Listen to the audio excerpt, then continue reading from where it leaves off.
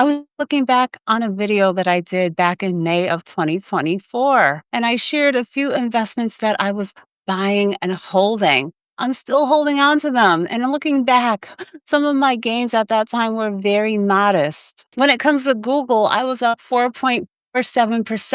And when it comes to Apple, I was up 27.4%. Fast forward to today, a little over 2 years later, and my Apple stock is up 95% and my Google is up about 142.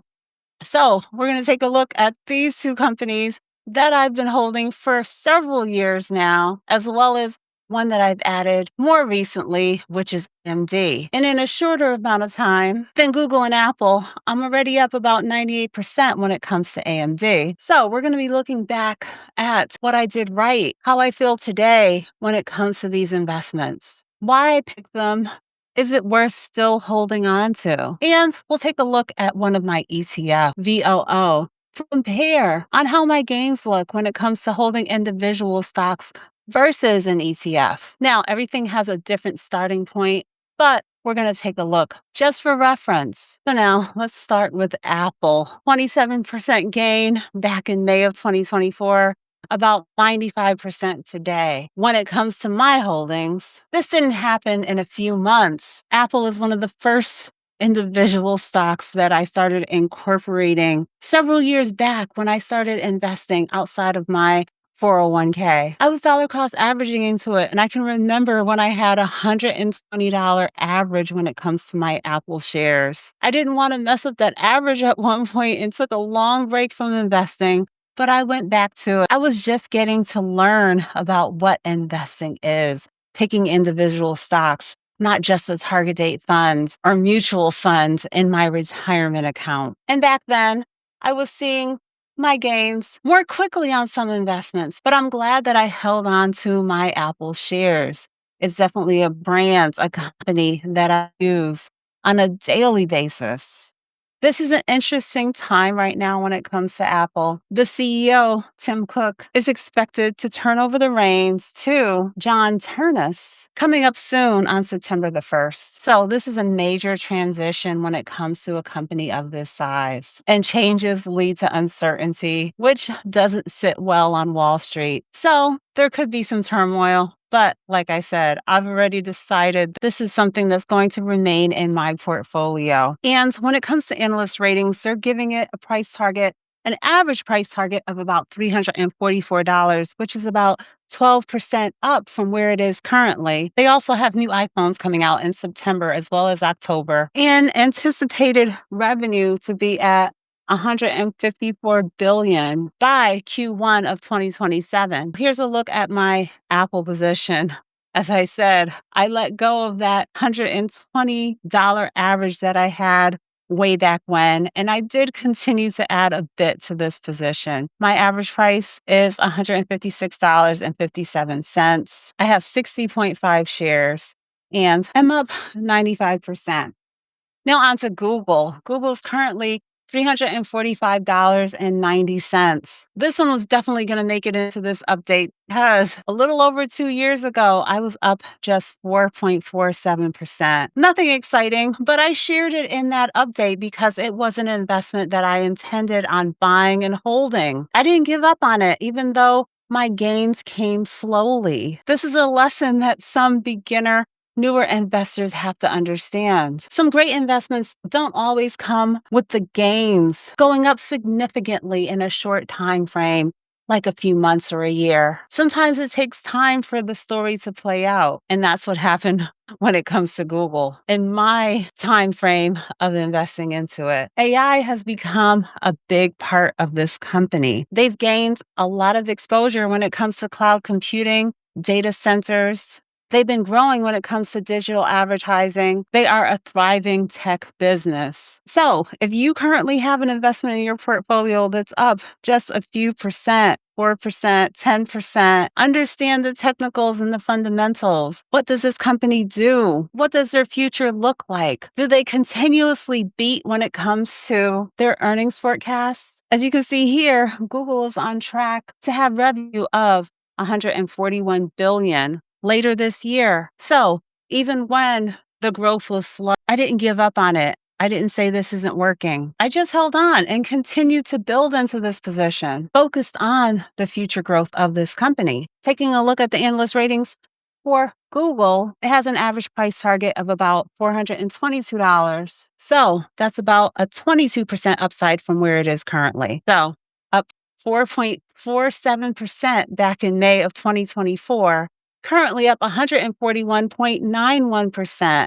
I'm holding 26.5 shares and have an average price of 142.50. And yes, it's still buy and hold status when it comes to my portfolio. Now, I am selective when it comes to adding new ETFs or individual stocks when it comes to my portfolio.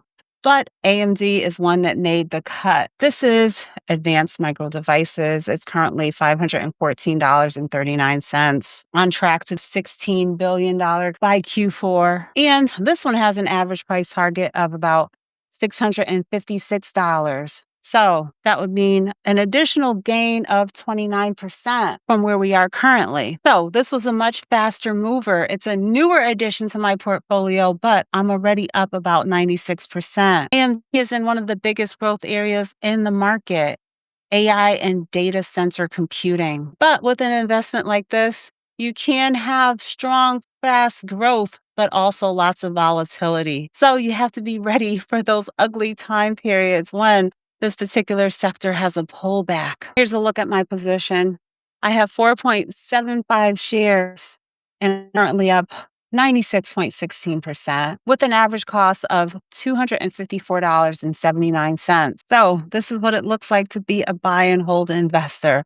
Sometimes it takes patience. With some investments more than others. Not every winner is a sprint. Some are slow and steady. But I tried to find the right fit for my portfolio. Nothing too risky, good, solid businesses, leaders in their industry. I know I have to be ready for the ups and downs, sometimes unrelated to anything that's going on with the company, like the changes over at Apple. It could be something impacting the entire stock market, like the global tensions that we've seen this year. But remember, you don't have to have individual stocks. I'm willing to take on that responsibility of keeping up with the technicals, the fundamentals. Are they still on track? Am I still comfortable holding long term? But I also incorporate ETFs like VOO, for example, and I'm going to share that now. This investment tracks the S&P 500, giving me exposure to the companies that we looked at today and so many more. It is heavily weighted into technology because those are the companies that are thriving. And this index is structured by the market cap of those companies. But having investments like this in my portfolio give me diversification. Don't have me relying on being heavily impacted when one company has a terrible quarter. You still own so many others that can keep your portfolio more stable. Of course, it's going to rebalance for me, making sure that I'm capturing the upside of those strongest companies. So you decide for yourself, do you want to take on the responsibility, more risk, more research? I'm doing both, but rely heavily on ETFs like this. When it comes to VOO, this is in my growth portfolio, not my retirement account. I have 20 shares with an average price of $436.84. And I'm currently up 63%. This is a beginner-friendly investment that you, in time, can pair with your individual stocks. But you don't have to have individual stocks to be a successful investor. I like to have a bit of everything. My blue chip stocks, ETFs that give broad diversification with a low expense ratio, like VOO, and then something with higher growth potential, like SPMO and SNH. I'm going to link a video where I touch on those other ETFs that I'm currently working on building up in my portfolio. They are more concentrated, but also proven to beat the S&P 500, just like my chosen individual stocks have been doing. So you can have gains from investing into ETFs as well as individual stocks. Don't feel like you have to go the route of choosing how much Apple and Google to incorporate if that's not the right fit. When it comes to my ETFs or my individual stocks, I'm going about it the boring way. Buy, hold, reinvest the dividends, keep on contributing, and wait. Let compounding do its work. See these share prices hit those new price targets. Looking back showed me that I'm glad I gave Google time back when I was only up 4% and continued to add to my position. If I didn't, I would have missed out. Your portfolio is not going to be impressive every single month. Be ready for that. Be consistent. Understand why your investment is stagnant or thriving so that you can continue to hold with confidence. This is a part of what long-term investing looks like. I can't predict the biggest winners and losers of 2027 or 2028, but what I can do is put the research into what I'm currently holding, keep on building, control what I can, and understand my current goals, risk tolerance, and timeline. I've given these investments time to grow, to see how they work out, and they're currently still on track. So I'll be holding on and sharing my journey along the way. Let me know if there are any individual stocks or ETFs that you would like to see an update on. My videos that I've been sharing with you guys over the last few years have turned into a personal journey for me. I did not realize where I was at when it comes to my Google investment until I looked back. It was a nice surprise. So that's it for today's update. Make sure to tune in Sundays at 3 p.m. Eastern Standard Time for my Stock Talk live stream. Check out my referral links. Don't forget to like, subscribe, hit that notification bell, hype this video. Okay, bye.